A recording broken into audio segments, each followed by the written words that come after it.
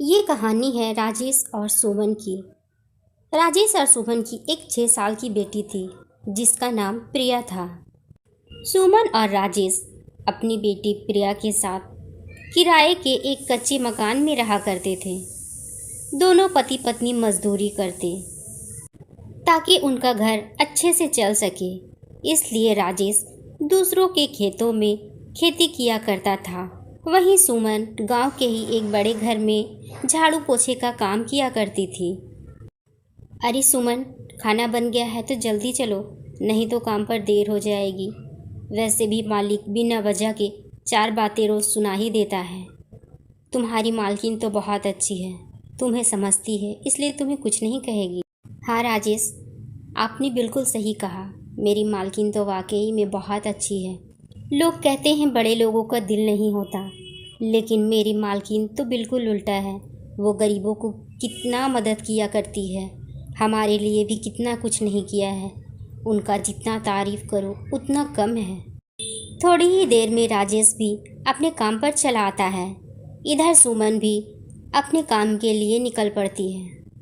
आज सुमन घर में काम कर ही रही होती है, तभी उसकी मालकिन उसे आवाज़ देकर बुलाती है।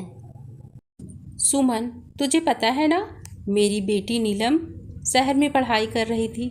हमने उसके लिए लड़का देख लिया है। परसों उसकी शादी है, तो तुम अपने परिवार के साथ खाना खाने के लिए चली आना। लेकिन मालकिन, मैं खाना खाने के लिए कैसे आ सकती हूँ? मैं तो नौकरानी हूँ ना, मुझे तो काम करना होगा। उस दिन काम और भी बढ़ जाएंगे। मैं अपने परिवार के साथ कैसे आ सकती हूँ? अरे सुमन, बहुत भोली है रे तू। तुझे क्या लगता है हमने काम करने के लिए किसी को नहीं रखा है? तू तो रोज काम करती है। अब आराम करना और शादी में अपने पूरे परिवार के साथ आना। सुमन आज बहुत खुश थी। खुशी खुशी वह घर जाती है और सारी बातें राजेश को बताती है। न्योते की बात सुन राजेश भी बहुत खुश हो जाता है। अरे सुमन, इतने बड़े घर से न्योता आया है। तुम्हें तो पता है बड़े लोगों का खाना कितना अच्छा होता है। हमें भी खाने को मिलेगा। कल सवेरे ही चलना। अगले ही दिन सुमन अपने पति और बेटी के साथ शादी में चली जाती है। वहां पहुंचकर उन्हें बहुत अच्छा लगता है।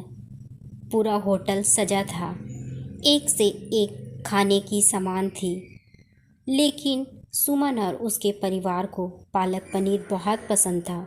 वे लोग भर पेट पालक पनीर खाते हैं। अगले दिन सुमन की बेटी प्रिया अपनी माँ से कहती है, मम्मी, कल शादी में जाकर मुझे बहुत मज़ा आया। पहली बार इतना स्वादिष्ट खाना खाया है। मम्मी, मैंने जो शादी में खाया था वही सब्जी आप मुझे बना दीजिए। मुझे वो बहुत पसंद आया था।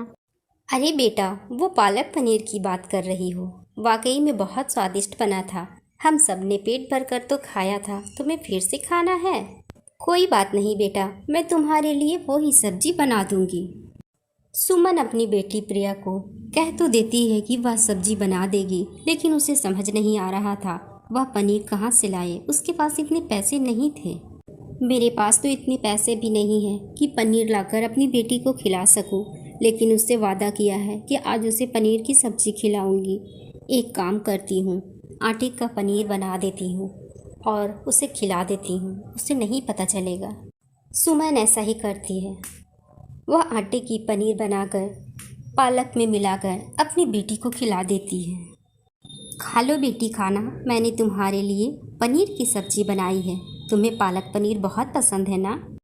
अरे वाह मम्मी, आप कितनी अच्छी है। मैंने आपसे कहा और आपने मुझे वही शादी वाली सब्जी बना दी। आपका बहुत बहुत शुक्रिया। प्रिया को तो पता ही नहीं था कि वह पनीर नहीं, आटे का पनीर है। कहीं ना कहीं उसके माँ को भी ये चीज़ बुरी लग रही थी, लेकिन बेचारी करती भी तो क्या।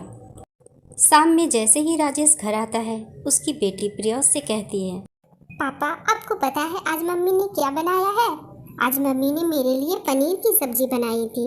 मैंने मम्मी से कहा था ना, मम्मी ने मुझसे वादा किया था और मम्मी ने मुझे बना दिया। अपनी बेटी की ये बातें सुन राजेश सोच में पड़ गया कि उसके घर में तो एक भी पैसा नहीं था। सुमन पता नहीं कहाँ से पनीर लाई होगी।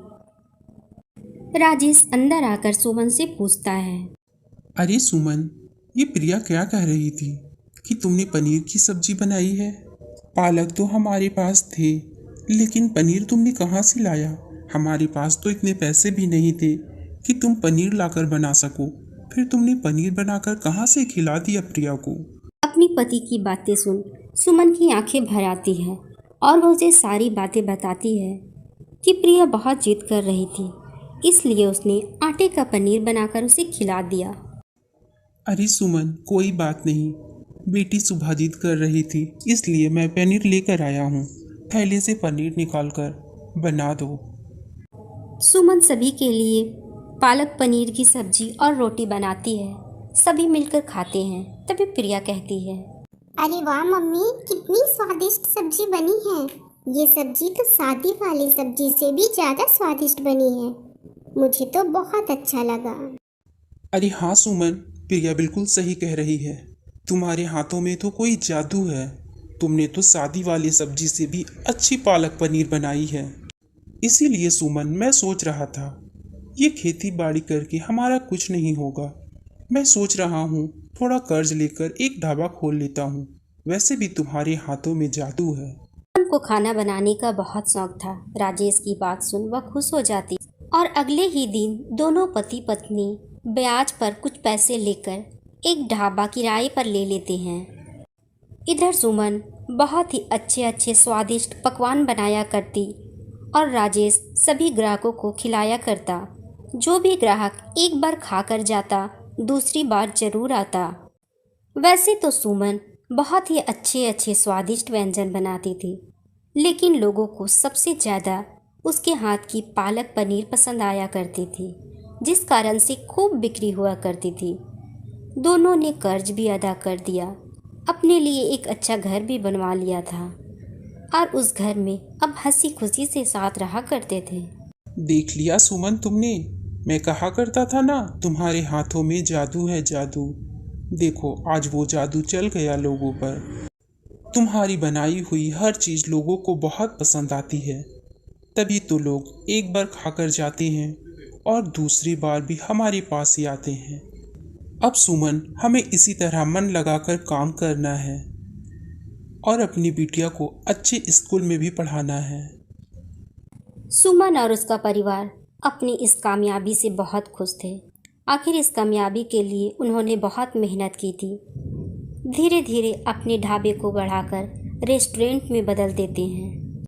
दोनों पति पत्नी रेस्टोरेंट भी संभाला करते थे और ढाबा भी। आखिर ढाबा को कैसे भूल सकते थे, वहीं से तो इनके कामयाबी की शुरुआत हुई थी। रेस्टोरेंट में भी बहुत भीड़ रहती थी और ढाबे में भी बहुत भीड़। सभी लोगों को इनके ढाबे का पालक पनीर बहुत पसंद आता था, जिस कारण से बहुत भीड़ जमा रहती थी। अब सुमन और राजेश बहुत से लोगों को अपने यहाँ काम पर भी रख लिया था।